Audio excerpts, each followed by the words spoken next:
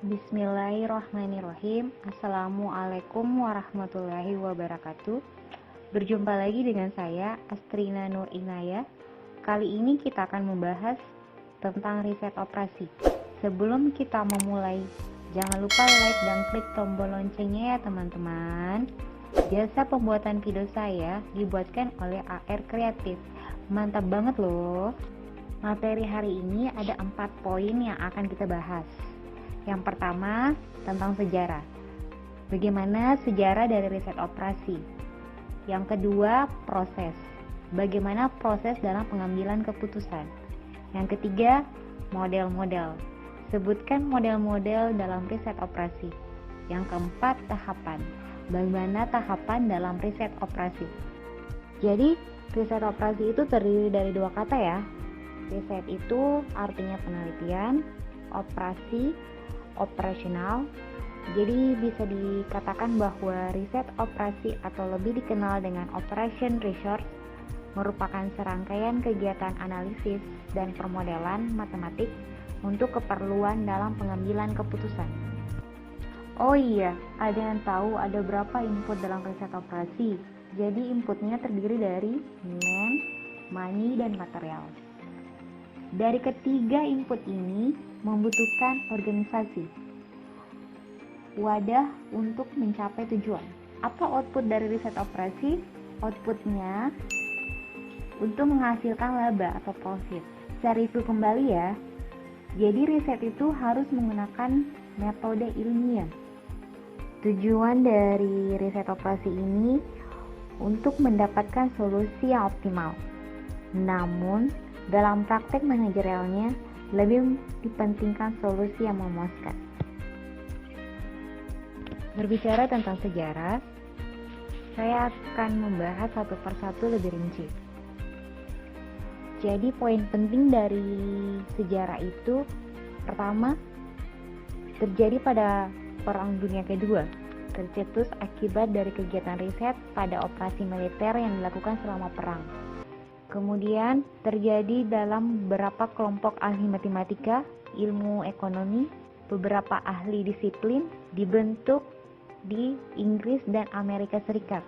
Contoh dari kelompok itu seperti Angkatan Laut, lebih dari 70 analisis, di mana ditempatkan dalam instalasi radar, bagaimana dia menemukan lokasi kapal selam, melawan dan menempatkan bom-bom yang akan dipicu dengan gelombang radio dari jarak jauh yang dikelilingi oleh tawanan Jepang. Setelah pasca perang Inggris dan Amerika, perkembangan riset operasi oleh George Dentins yang lebih dikenal oleh Bapak Pemrograman linier di bidang statistika, pengendalian mutu, pemrograman yang dinamis.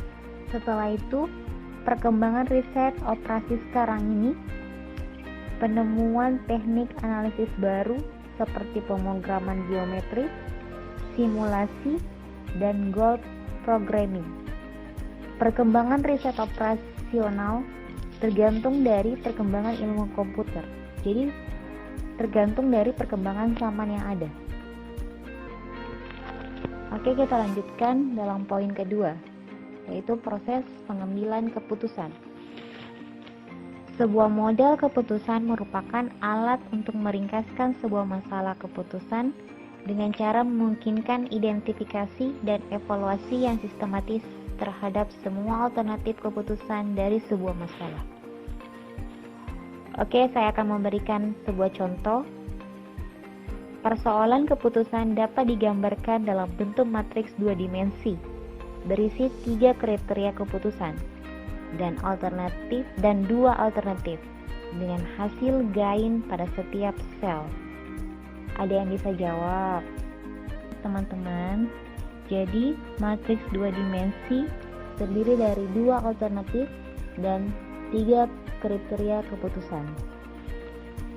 2 alternatif kita bisa misalkan A1 dan A2. 3 kriteria keputusan kita bisa misalkan K1, K2, dan K3 dan dibentuk dalam matriks 2 dimensi. Artinya apa?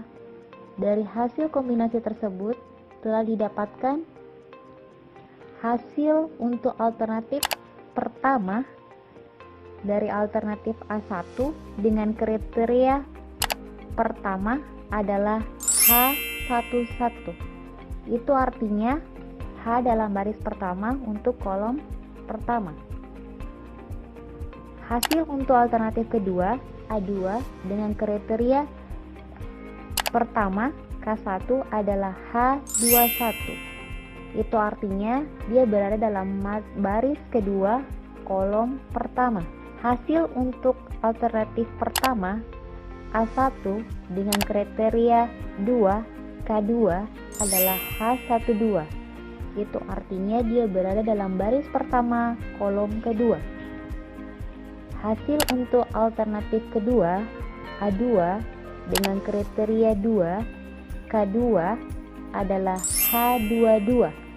Itu artinya dia berada dalam baris kedua dan kolom kedua. Selanjutnya, hasil untuk alternatif pertama A1 dengan kriteria 3 K3 adalah H13.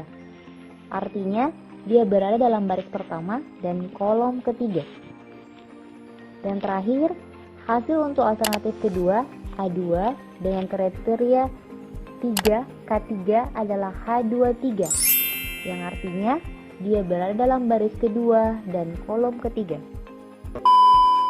Jadi teman-teman sudah paham kan bagaimana cara mengambil keputusan dalam suatu riset operasi dengan matriks 2 dimensi? Sekarang kita lanjutkan ke poin ketiga, yaitu model-model riset operasi. Ada 3 ya teman-teman. Yang pertama, model ikonik atau fisikal, di mana bentuk struktur atom, warna model yang tidak relevan. Yang kedua, model analog. Kita misalkan peta dengan bermacam-macam warna, di mana perbedaan warna itu bisa menunjukkan perbedaan dari ciri khas dari peta tersebut. Misalkan, warna biru menunjukkan simbol dari air, danau. Warna hijau menunjukkan kawasan hutan. Warna coklat menunjukkan sawah. Adapun model yang terakhir yaitu model matematik atau simbolik. Jadi, model ini sifatnya abstrak, menggunakan simbol matematika untuk menunjukkan komponennya. Model matematik ini ada 2 kategori ya teman-teman. Yang pertama, deterministik, di mana deterministik ini dibentuk dalam situasi kepastian. Yang kedua, probabilistik, dia diasumsikan ketidakpastian.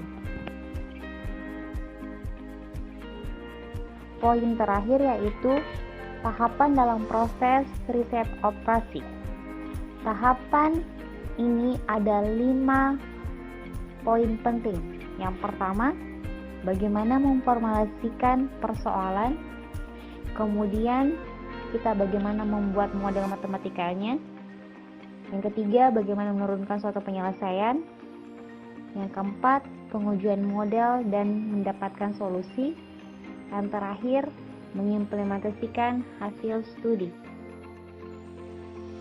Langkah pertama yaitu memformulasikan persoalan. Yang pertama, definisikan persoalan dengan menentukan spesifikasi tujuan dari organisasi yang bersangkutan. Setelah itu, yang perlu diperhatikan adalah mempelajari, mengembangkan suatu rumusan yang jelas dari masalah yang dihadapi. Yang terakhir, tujuan-tujuan yang sesuai, kendala yang ada, keterkaitan antara bidang yang akan dikaji dan bidang lain dalam suatu organisasi, batasan waktu untuk membuat keputusan. Langkah kedua yaitu membuat model matematik. Yang pertama, variabel keputusan. Jika ada n keputusan yang saling berkaitan dan dinyatakan secara kuantitatif, maka keputusan-keputusan ini dinyatakan sebagai variabel keputusan X1, X2, Xn yang nantinya nilai-nilai harus ditentukan. Kemudian, fungsi tujuan merupakan suatu fungsi yang merupakan ukuran kinerja yang sesuai, mean, cost, max profit yang dinyatakan dalam fungsi matematis dari variabel keputusan. Fungsi pembatas merupakan suatu fungsi yang dibuat berdasarkan resource yang ada, biasanya dinyatakan dalam bentuk kesamaan atau ketidaksamaan. Yang keempat, input parameter berupa angka-angka merupakan konstanta-konstanta atau koefisien yang terdapat dalam fungsi tujuan dan fungsi pembatas.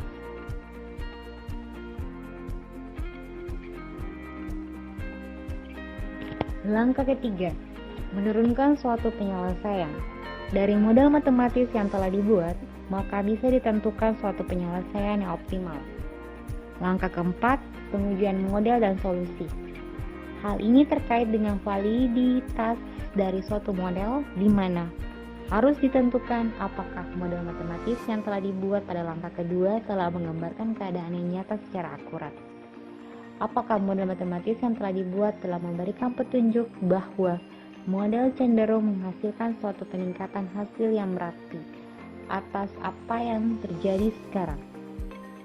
Langkah terakhir yaitu langkah kelima, bagaimana mengimplementasikan hasil studi. Pada langkah ini, hasil dari studi harus diterjemahkan ke dalam bahasa yang mudah dipahami dan dimengerti. Hal yang perlu dilakukan dalam melakukan pendokumentasian semua kegiatan yang dilakukan supaya bila terjadi sesuatu yang tidak benar dapat dicari apa penyebabnya. Baiklah teman-teman, demikian tentang riset operasi. Semoga video ini bermanfaat buat teman-teman yang ada di rumah. Jangan lupa tetap semangat belajar ya. Tetap jaga kondisi kesehatan, patuhi protokol kesehatan juga ya. Sampai jumpa di pertemuan selanjutnya. Assalamualaikum warahmatullahi wabarakatuh.